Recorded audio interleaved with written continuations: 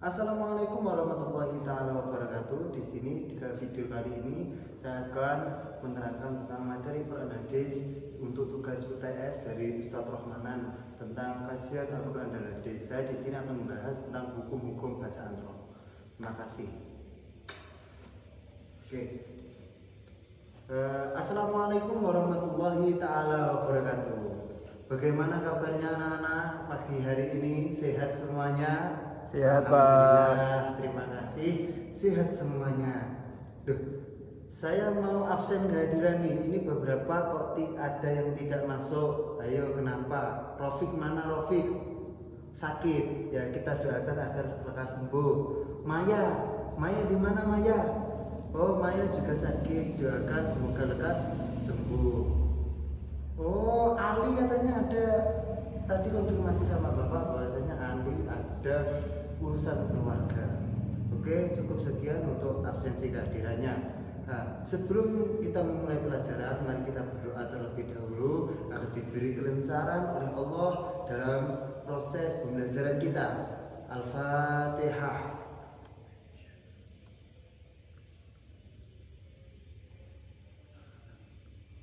Berdoa selesai.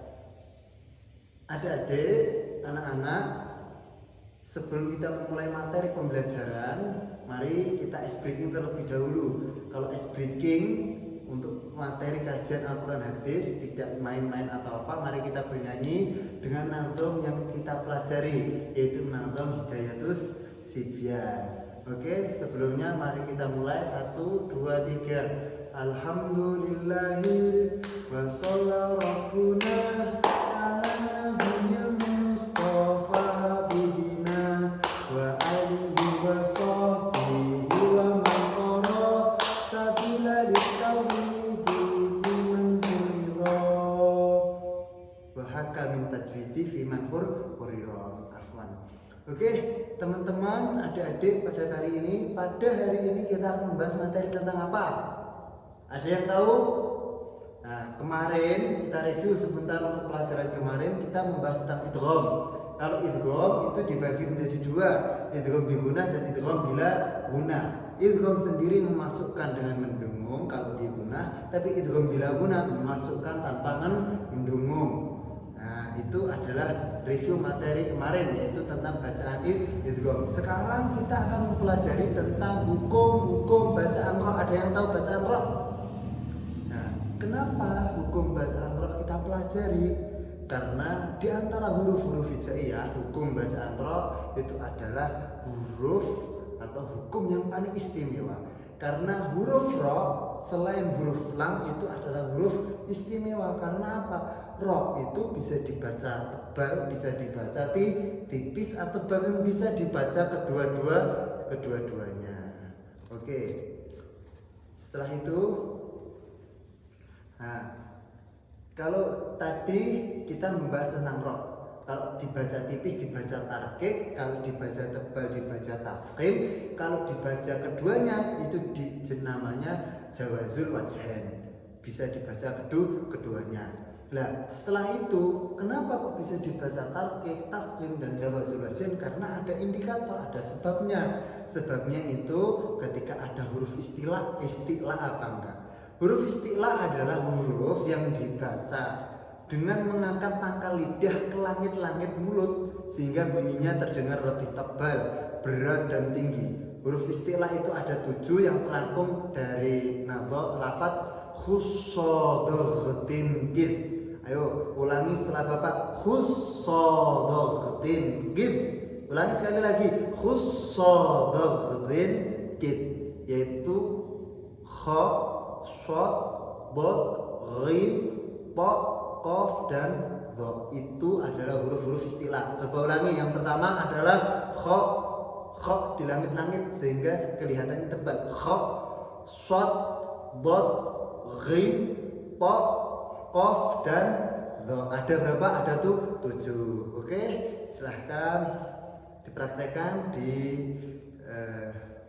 dipraktekkan lagi. Oke, terima kasih. Setelah itu, kapan sih hukum bacaan roh itu dibaca tafkhim?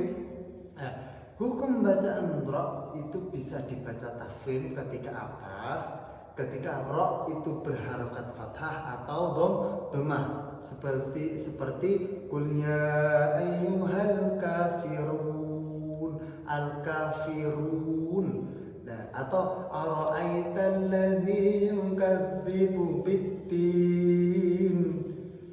Yang dinotis, yang di garis bawah itu aro, harus jelas ro, yaitu ro berharokat fathah atau dhammah. Itu adalah wajah yang pertama ketika ro dibaca tafkhim. Ada berapa wajah Pak? Oh, banyak sekali, ada 4 wajah. Yang pertama tadi ro berharokat fathah atau dhammah. Contohnya qul ya ayyuhal kafirun, run, aro'aita. Ulangi setelah Bapak. Aro'aital ladzi yukadzibu biddin. Itu yang pertama. Yang kedua, ro sukun dan sebelumnya berupa harokat fathah. Contohnya atau dhammah, maaf. Seperti contoh fasholli li rabbika wanhar. Fasholli li rabbika wanhar. Yang di garis bawahi li rabbika. Di kata li rabbika itu ada huruf sukun. Li rabbika wanhar itu ro sukun dan sebelumnya berupa harokat fathah. Yang ketiga, ro sukun dan sebelumnya berupa kasroh yang baru atau sesudahnya berupa huruf isti'la yang berharokat fathah dan dalam satu kalimat. Contohnya falaula nafaro min kulli firqatin minhum ta'ifah. Kalimat firqatin, ro-nya itu dibaca tebal. Huruf sebelumnya huruf sesudahnya itu berupa huruf isti'la. Qaf yang dibaca fathah. Qaf. Tadi huruf isti'la itu adalah qaf. Yang keempat adalah ro dibaca sukun karena waqaf. Diingat-ingat, ro dibaca sukun karena waqaf dan sebelumnya berupa sukun dan tidak berupa ya, serta sebelumnya lagi berupa fathah atau dhammah. Contoh wal fajr walayalin ashr. Ro di sini dibaca sukun karena waqaf. Sebelumnya berupa huruf sukun dan tidak berupa sebelumnya lagi berupa fathah atau dhammah. Oke, silakan. Terima kasih. Coba dipraktekkan. Ayo. Coba dipraktekkan. Oke, sebelumnya. Oke, lanjut ke kedua yaitu hukum bacaan ro tarqiq. Ro tarqiq itu ialah ro yang berharokat dibaca tipis. Juga sama mempunyai 4 wajah. Yang pertama ro berharokat kasroh. Contohnya rijalun la tulhihim tijaratun wala bai'un an dzikrillah. Ro dibaca ro berharokat kasroh. An dzikrillah. Ayo ulangi Bapak. An dzikrillah. Dibaca tipis. Yang kedua ro dibaca sukun karena waqaf dan sebelumnya berupa ya sukun. Contoh wa huwa ala kulli syai'in qadir. Nah, dibaca tipis, ada ro sukun karena waqaf, sebelumnya berupa ya yang sukun dan huruf sebelumnya itu adalah kasroh qadir. Terus yang ketiga, wajah yang ketiga ro sukun dan sebelumnya berupa kasroh asli dan dalam satu kalimat serta sesudahnya tidak berupa huruf isti'la. Contoh Fir'auna wa Thamuda. Fir'auna. Fa itu diharokati kasroh, ro-nya mati dan kasroh di fa itu adalah huruf kasroh yang asli, tidak dibuat. Dan sesudahnya ro itu tidak berupa huruf isti'la yang 7 khussodogdin kid. Oke, paham? Fir'auna. Yang keempat adalah ro dibaca sukun karena waqaf dan sebelumnya berupa huruf sukun, bukan huruf isti'la, dan sebelumnya lagi berupa harokat kasroh. Contoh in huwa illa dzikr. Lihat kata-kata dzikr, ro-nya disukun karena waqaf, sebelumnya huruf sukun yang bukan huruf isti'la dan sebelumnya lagi huruf yang berharokat kasroh. Illa dzikr. Oke? Oke. Sekarang hukum bacaan roh yang terakhir. Tadi ada dua, tafkhim, tarkik, dan sekarang jawazul wajhain. Itu bisa dibaca dua.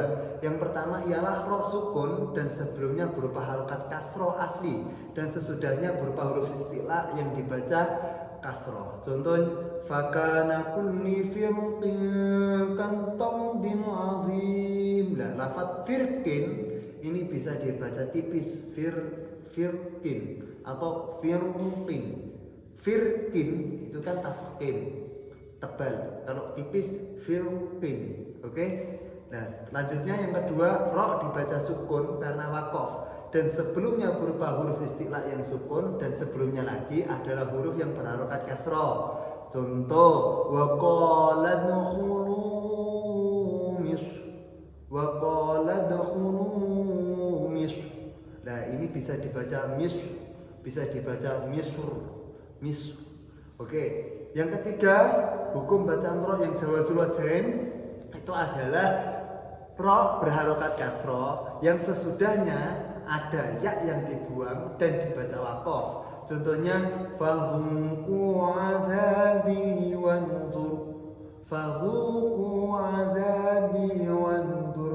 Di situ ada roh ya berharokat kasroh yang sesudahnya ada ya yang dibuang dan dibaca wakof. Ya, lanjut, monggo silahkan dipraktekkan. Sekarang waktunya adalah latihan. Latihannya Bapak kasih LKPD satu-satu lembar kerja. Nanti adik-adik semuanya menulis dan menjawab pertanyaan yang ada di LKPD itu. Oke? Itu saja tugas yang akan Bapak sampaikan kepada adik-adik semuanya. Terima kasih. Wassalamualaikum warahmatullahi taala wabarakatuh. Senang bertemu dengan adik-adik kalian. Wassalamualaikum warahmatullahi wabarakatuh. Terima kasih Bapak.